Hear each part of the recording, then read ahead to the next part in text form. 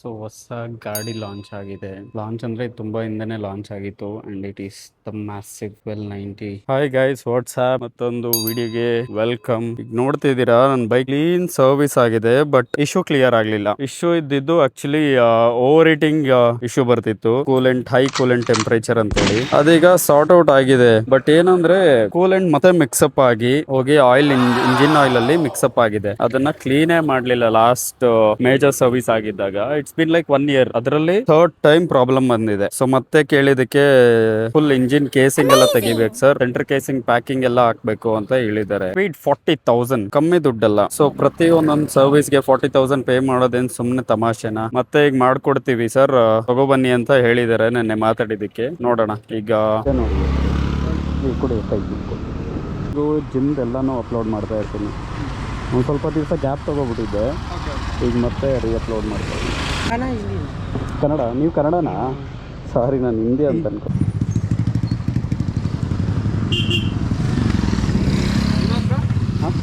ಈಗ ಇಲ್ಲ, ಶೋರೂಮ್ಗೆ ಹೋಗ್ತಾ ಇದ್ದೀನಿ, ಬೈಕ್ ಸರ್ವಿಸ್ ಕೊಡಬೇಕಿತ್ತು, ಅದಕ್ಕೆ ಶೋರೂಮ್ಗೆ ಹೋಗ್ತಾ ಇದ್ದೀನಿ. ನಿಮ್ದು ಇಲ್ಲೇ ವರ್ಕ್ ಮಾಡೋದಾ ನೀವು? ಇಲ್ಲೇ ಡಿಮಾರ್ಟ್ ಇದೇ ಗಾಡಿ ಓಡಿಸಿ. ಹಾಂ ಹಾಂ ಹಾಂ, ಡ್ರೈವರ್. ಓಕೆ ಬ್ರೋ, ಸಿಗೋಣ. Bye bye. Thank you.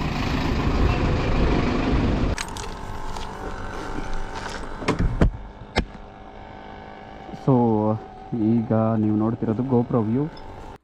So ಈ ಥರ ಎಲ್ಲ ಜನ ನಿಲ್ಲಿಸಿ ಮಾತಾಡಿಸಿ ಇನ್ಸ್ಟಾಗ್ರಾಮ್ ಹೆಸರು ಮತ್ತು ಯೂಟ್ಯೂಬ್ ಸಬ್ಸ್ಕ್ರೈಬ್ ಮಾಡ್ಕೊಂಡು ಹೋಗ್ತಾರಲ್ವ, ತುಂಬ ಮೋಟಿವೇಟ್ ಆಗುತ್ತೆ. ನಾನೇನು ಅಷ್ಟೆಲ್ಲ ದೊಡ್ಡ ವ್ಲಾಗರ್ ಅಲ್ಲ, ಬಟ್ ಸ್ಟಿಲ್ ಇಷ್ಟು ದಿವಸ ಆದಮೇಲೆ ಮತ್ತೆ ವ್ಲಾಗಿಂಗ್ ಶುರು ಮಾಡಿ ಇಲ್ಲಿ ಆ್ಯಕ್ಚುಲಿ ನಿಲ್ಸಿದ್ದು ನಾನು ಫೋಟೋ ತೊಗೊಳ್ಳೋಣ ಅಂತೇಳಿ, ಫೋಟೋ ಮತ್ತು ಒಂದು ವೀಡಿಯೋ ಮಾಡ್ಕೊಳ್ಳೋಣ, ಇಂಟ್ರೋ ವೀಡಿಯೋ ಅಂತೇಳಿ.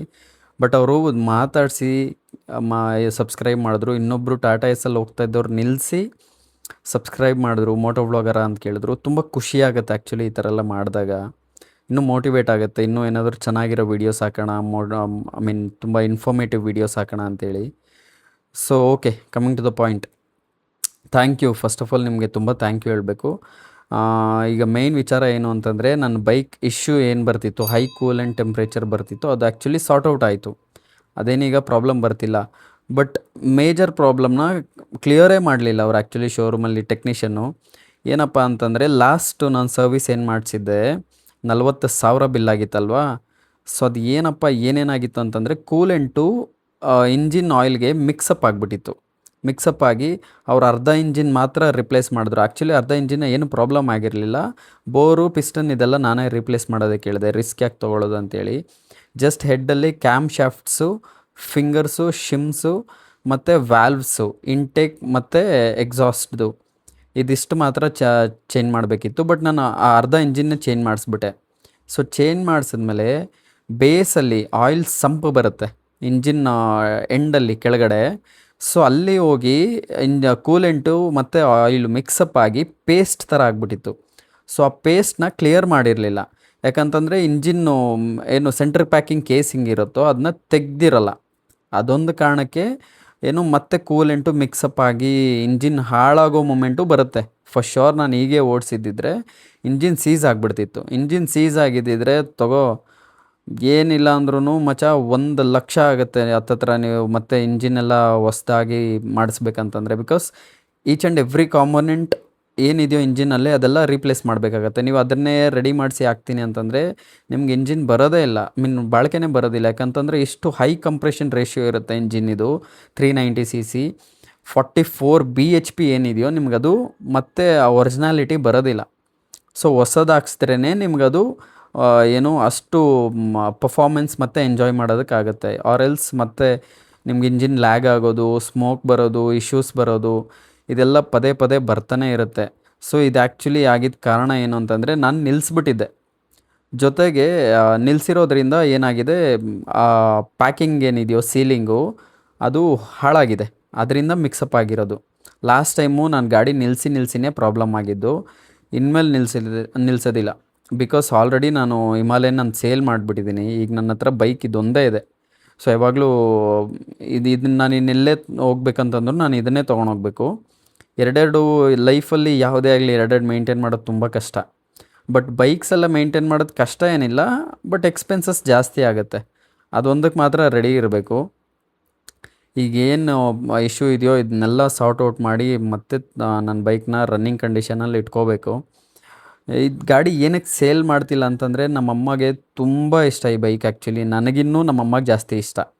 ಸೊ ಅದಕ್ಕೆ ಬೈಕ್ ಎಷ್ಟೇ ಪ್ರಾಬ್ಲಮ್ ಬಂದರೂ ಏನೇ ಪ್ರಾಬ್ಲಮ್ ಬಂದ್ರೂ ಬಿಟ್ಕೊಡೋದು ಬೇಡ, ಸೇಲ್ ಮಾಡೋದು ಬೇಡ. ಆ್ಯಕ್ಚುಲಿ ಸೇಲ್ ಮಾಡೋಣ ಅಂತಲೂ ಫಿಕ್ಸ್ ಆಗಿದ್ದೆ, ನಮ್ಮಮ್ಮಗೆ ಇಷ್ಟ ಆಗಲಿಲ್ಲ. ಸೊ ಪರವಾಗಿಲ್ಲ, ಅದು ಎಷ್ಟು ಎಕ್ಸ್ಪೆನ್ಸಿವ್ ಆದ್ರೂ ಇಟ್ಕೊಬಿಡೋಣ ಅಂಥೇಳಿ ಈ ಬೈಕ್ನ ಇಟ್ಕೊಳ್ತೀನಿ. ಎಷ್ಟು ವರ್ಷ ಆಗುತ್ತೋ ಅಷ್ಟು ವರ್ಷ ನಾನು ಇಟ್ಕೊಳ್ತೀನಿ. ಈಗ ಇದು actually Bannerghatta KTM showroom service centre ಇದು. ಇಲ್ಲಿ ಟೆಕ್ನಿಷಿಯನ್ ಅರುಣ್ ಅಂತಿದ್ದಾರೆ, ಅವರೇ ಈಗ ಎಲ್ಲ ರೆಡಿ ಮಾಡೋದು.